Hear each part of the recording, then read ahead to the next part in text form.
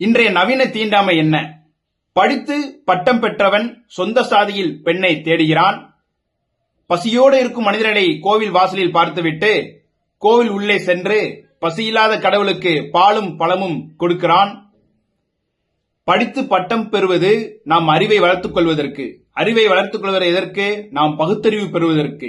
எது சரி, எது தவறு, ஒரு சூழ்நிலையில எது செய்யணும், எது செய்யக்கூடாது என்றதை பிரித்து பார்த்து நடந்து கொள்வதற்குத்தான் நாம் பட்டம் பெறுவது. ஆனா இன்னைக்கு அந்த பட்டம் பெற யாரும் அதை நடைமுறையெல்லாம் படுத்துறது இல்ல. அதை ஒரு பொருளாதாரம் ஈட்டும் ஒரு கருவி.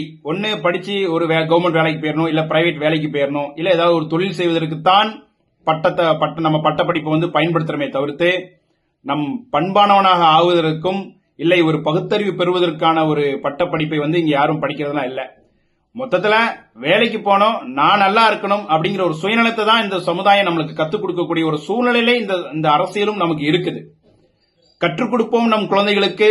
சாதி இல்லை, மதம் இல்லை, மனிதம்தான் இருக்கிறது. நாம் தமிழர்கள் மனிதன் மனிதனை மதிக்க வேண்டும், மனிதன் மனிதனை சமமாக நடத்த வேண்டும் என்றும்